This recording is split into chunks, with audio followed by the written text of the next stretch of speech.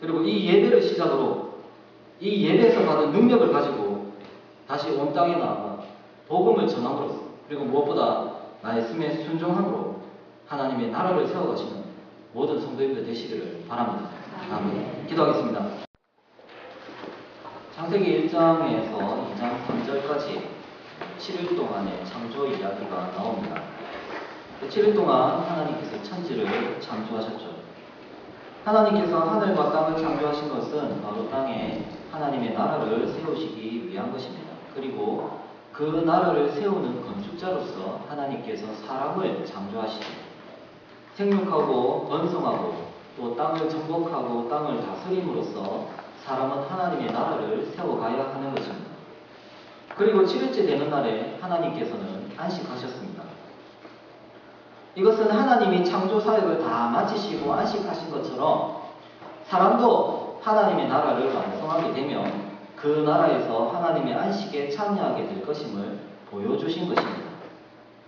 이렇게 창세기 1장 1절에서 2장 3절까지의 천지창조 이야기는 단순히 우주 만물이 이렇게 만들어졌다더라 이것만을 말하기 위한 것이 아닙니다. 도리어 하나님께서 천지를 창조하신 그 목적과 또 하나님이 이 땅에서 역사를 어떻게 이루어 가실 것인지를 보여주는 하나의 청사진이다 라고 할 수가 있습니다. 큰 그림을 먼저 그려주는 것이죠. 이렇게 큰 그림을 보여주고 나서 오늘 우리가 읽은 2장 4절에서부터 하나님이 보여주신 그 목적대로 어떻게 역사가 이루어져 가는가를 나타내고 있습니다. 7일간의 창조 사역을 통해서 하나님이 이 땅에 하나님의 나라를 세우실 것임을 보여주셨고, 이제 이 하나님의 뜻이 어떻게 이 땅에서 이루어져 가는가, 또 하나님의 목적대로 역사가 어떻게 흘러가는가를 2장 4절에서부터 보여주기 시작하는 것입니다. 즉, 이 땅에 하나님의 나라가 세워지는 그 역사가 본격적으로 시작되는 것이죠. 하나님께서는 그 하나님 나라의 그 시작점에 한 작은 동산을 보여주고 있습니다. 여러분도 잘 아시는 에덴 동산입니다. 여호와 하나님께서 동방의 에덴의 동산을 창설하셨습니다. 그리고 그 지으신 사람을 에덴 동산에 두셨습니다. 하나님의 나라를 세워가야 하는 사명이 있는 그 아담이 에덴 동산에서 살게 된 것입니다. 에덴 안에 있었던 그 에덴 동산에는 많은 나무들이 있었지만 특별히 생명나무와 선악을 알게 하는 나무가 그 동산 중앙에 있었다라고 말씀하고 있습니다. 그리고 강이 에덴에서 발원해서 동산을 적시고 거기서 4개의 큰 강이 되어서 온 땅으로 흘러갑니다. 이러한 에덴 동산에 하나님은 아담을 살게 하시면서 이 동산을 경작하고 지켜라 라고 명령을 주십니다. 참 상상만 해도 참 아름다워 보이고 평화로워 보이는 것 같습니다. 참 하나님께서 태초에 지으신 정말 흠도 없고 정말로 아름다운 그 동산에서 가장 완벽한 창조물이라고 할 수 있는 그 아담과 하와가 그곳에서 거니는 모습을 한번 상상해 보십시오. 하지만 단순히 에덴 동산이 이만큼 좋았다 이것만을 보여주기 위해서 이 본문이 존재하는 것은 아닌 것 같습니다. 이제 하나님의 나라가 시작이 됩니다. 하나님의 나라가 세워지기 시작합니다. 하나님의 나라라는 그 목표점을 향해서 역사가 시작이 되었습니다. 그 시작점에 에덴 동산이 있는 것입니다. 즉 에덴 동산은 하나님의 나라가 시작되는 곳입니다. 자, 그렇다면 하나님의 나라가 시작되는 이 에덴 동산은 과연 어떤 곳이냐? 우리가 이 에덴 동산의 의미가 무엇인지에 대해서 알 수 있는 힌트가 오늘 우리가 읽은 본문에 몇 군데 있습니다. 먼저 동산 중앙에 2 나무가 있었다라고 말씀합니다. 그런데 이 2 나무는 다른 나무들과는 많이 다릅니다. 다른 나무들의 열매는 아담이 자기가 먹고 싶을 때 마음껏 따먹을 수가 있습니다.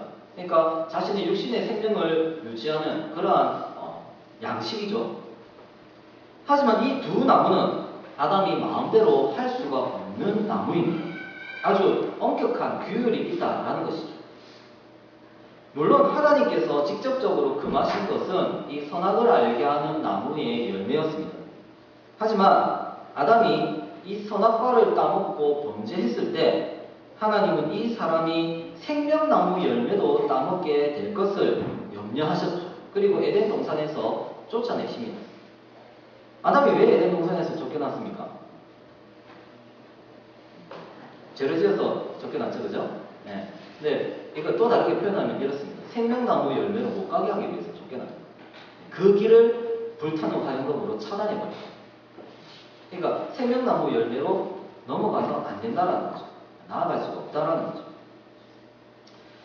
그러니까 이 생명나무 열매는 선악을 알게 하는 나무의 열매를 먹느냐 마느냐 그 시험을 통과했을 때 주어지는 열매다라고 할 수가 있습니다. 만약 아담이 이건 뭐 성경에서 사실 가정이라는 게 별 의미가 없는데요. 우리가 하나의 가정을 했을 때 아담이 선악과를 안 따먹고 그 규율을 잘 지켰다면 그 시험을 통과해서 생명나무 열매로 나아갈 수도 있었다라는 것이죠.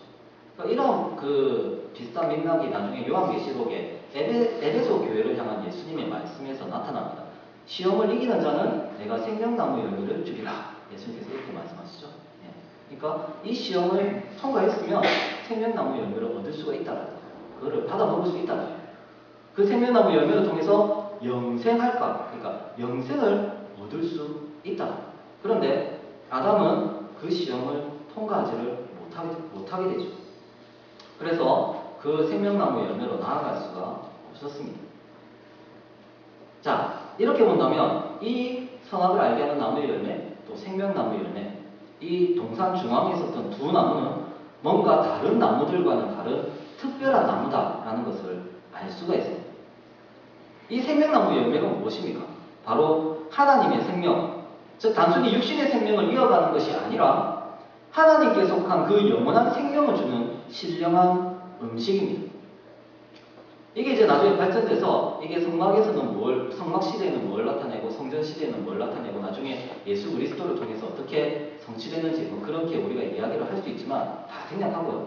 쉽게 생각을 하면 이거예요. 오늘날의 성찬과 같은 것입니다. 성찬과 같은 것.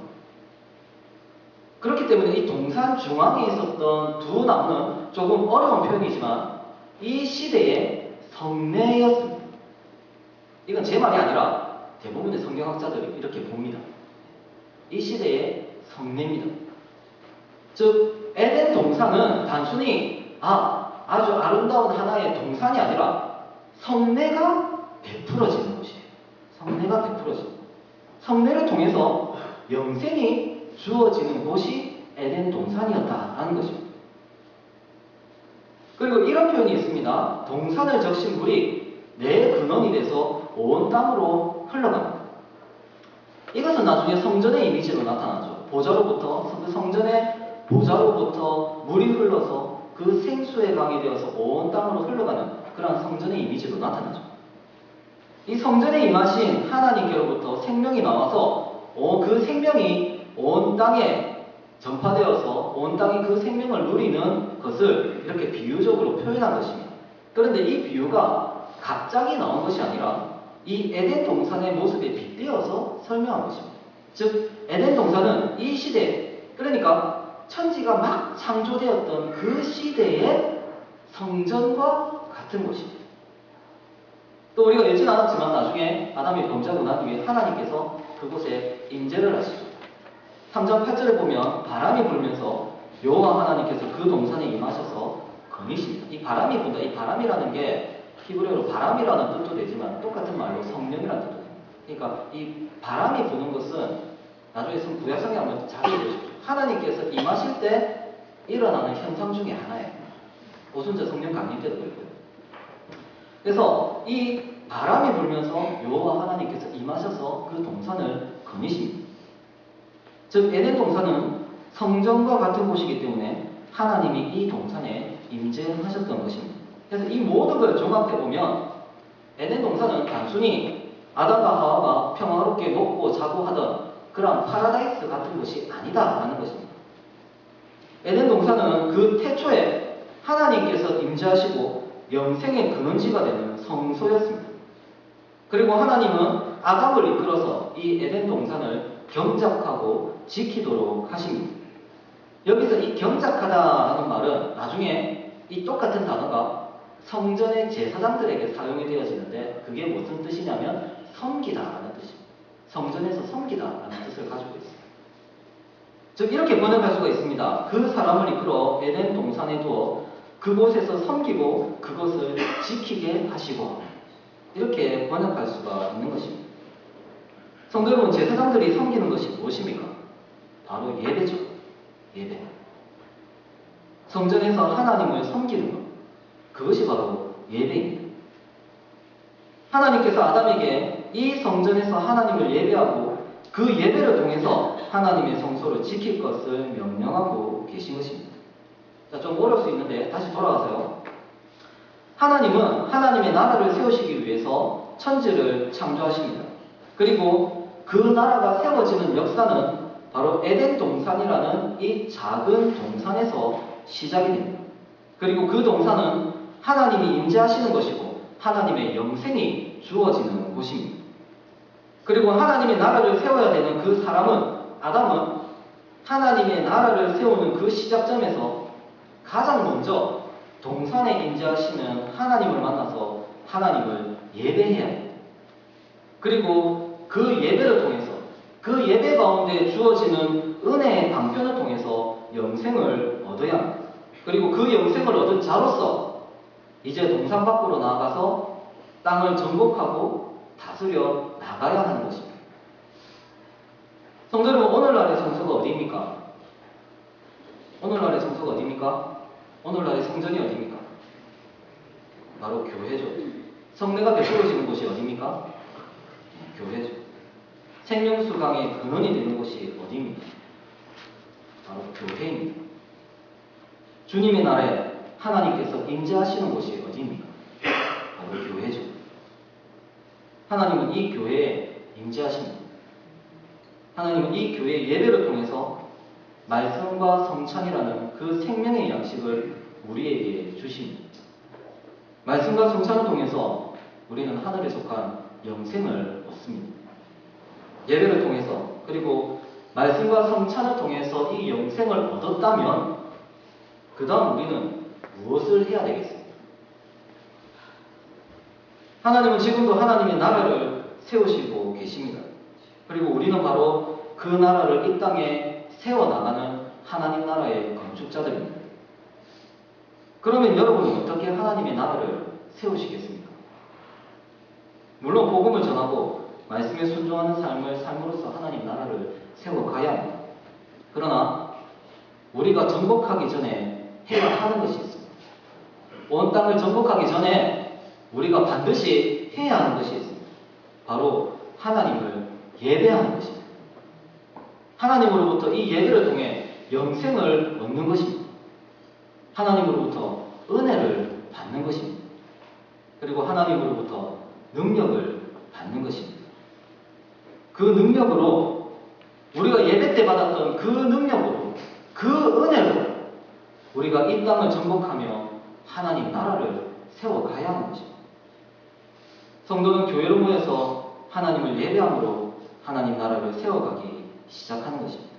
그렇기 때문에 교회는 하나님 나라의 핵심이고 우리의 예배는 하나님 나라의 시작입니다. 물론 아담은 하나님을 예배하는데 실패했습니다.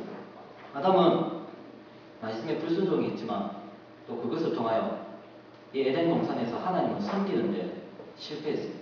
바로 예배의 실패자가 된 것입니다. 우리는 바로 육신적으로 그 아담의 후손들입니다. 그렇기 때문에 우리 역시도 본질적으로 예배의 실패자들입니다.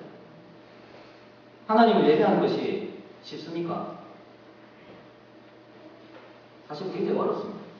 왜냐하면 죄인은 하나님을 예배할 수 없기 때문입니다. 예배를 구경할 수 있을지는 모르겠지만 하나님을 예배할 수 없는 존재가 죄인입니다. 우리는 모두 그 생명나무 열매를 받을 자격이 없는 자들입니다. 우리는 모두 선악을 알게 하는 나무의 열매를 먹고 스스로 하나님이 되고자 하는 자들입니다. 저도 지금 이 자리에 설교를 하고 있습니다. 그리고 설교를 하면서 제 입에서 생명의 말씀이 나오고 있습니다.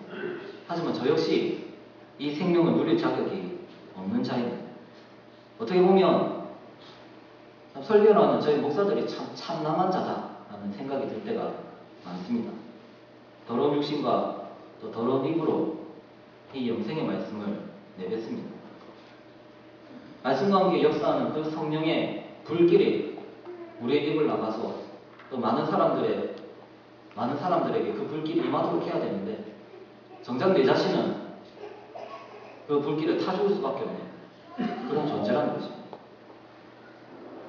과연 어느 누가 하나님을 예배할 수 있겠습니까? 우리 모두는 예배 실패자들이기 때문에 하나님의 나라를 세울 수가 없는 자들입니다.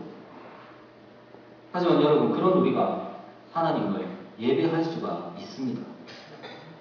우리가 예배할 수 있는 것은 바로 온전한 예배자이신, 자신의 삶을 들여서 십자가에서 자기 자신을 온전한 제물로 바치신 그 예수 그리스도 때문입니다. 예수님 안에서 그 예수님을 믿기 때문에 우리가 하나님을 예배할 수가 있는 것입니다. 그분 안에서 그분의 중보로 우리는 보좌에 계신 성부 하나님께 나가서 예배할 수 있고, 또 그 예배의 자리에서 우리는 죄 용서의 은혜와 죽음에서의 부활을 누리게 되는 것입니다. 죄 용서받는 은혜를 누리고 또 다시 회복되는 능력을 얻게 되는 것입니다. 그리고 그러한 능력을 힘입어서 이 예배를 시작으로 해서 다시 그리스도 안에서 하나님의 나라를 세워가는 자가 되는 것입니다. 그리고 오늘 오전 예배 시간에 담임 목사님을 통하여서 우리를 구원하시는 그 하나님의 은혜에 대한 말씀을 들었습니다. 그리고 오늘 오예배 찬양 시간에 은혜로다라는 찬양을 배웠습니다. 시작된 내 우리 주님의 능력이 나의 삶을 다스리고 새롭게 하네. 자유하네 죄와 사망으로부터. 나의 삶은 변하고 난 충만하네. 은혜로다 주의 은혜, 한량없는 주의 은혜. 은혜로다 주의 은혜, 변함없는 신실하신 주의 은혜. 성도 여러분, 예배는 우리 주님의 능력이 시작되는 시간입니다. 죄와 사망의 권세 아래 있었던 우리가 이 예배를 통해서 자유하게 됩니다. 예배를 통해서 말씀과 성례를 통해서 주어지는 그 하나님의 은혜가 우리의 삶을 다스리고 우리의 삶을 변화시킵니다. 예배를 통해서 은혜를 받은 자, 예배를 통해서 주님의 능력이 시작됨을 경험한 자, 예배를 통해서 죄와 사망으로부터 자유하게 된 자, 이러한 예배자들이 세상에 나가서 하나님의 나라를 세워가는 것입니다. 우리가 예배에서 받은 은혜로, 그 은혜와 그 능력으로 우리가 하나님의 나라를 세워가는 것입니다. 여러분, 하나님의 나라를 세워가는 것 거창한 것 아닙니다. 우리가 은혜를 받았고, 우리가 능력을 받았고, 우리가 말씀을 받았기에 우리의 삶의 자리에서 그 말씀에 순종하는 삶을 살아갈 때 하나님의 나라는 시작이 됩니다. 우리의 입술과 우리의 말이 변화될 때 우리의 입술과 그 말을 통하여 하나님의 나라가 세워집니다. 우리가 죄에서 자유케 된 자로서 죄짓지 않고 장사를 할 때 정직하게 장사한다면, 정말 돈의 눈이 멀어서 돈을 섬기는 것이 아니라 하나님을 섬기는 자로서 정직하게 장사한다면 바로 그 순간에 하나님의 나라가 세워지는 것입니다. 삶의 변화를 받은 자로서 세상의 가치관이 주님의 길을 갈 때 하나님의 나라가 세워지는 것입니다. 예배에서 받은 주님의 능력을 우리의 모든 삶을 통해서 나타낼 때 그 작은 곳에서 하나님의 나라는 세워지기 시작하는 것입니다. 말씀 뵙겠습니다. 성도 여러분, 교회와 이 교회의 예배는 하나님 나라가 시작되는 곳입니다. 하나님의 뜻이 이 땅에 이루어지기 시작하는 곳입니다. 우리 오영도 교회를 통해서 하나님의 나라가 시작됩니다. 우리 주님이 임하시는 이 주일에 하나님을 예배하는 바로 이것이 우리가 하나님 나라를 세워가는 첫 출발점입니다. 성도 여러분, 예배에 실패하면 우리는 결코 하나님의 나라를 세워갈 수가 없습니다. 하나님의 나라를 세워가려고 여러분을 창조하셨고, 하나님의 나라를 세우라고 여러분을 구원하셨는데 우리가 이 목적에 실패한다면 어떻게 되겠습니까? 예배에 실패하면 하나님의 나라를 결코 세워갈 수 없는 것입니다.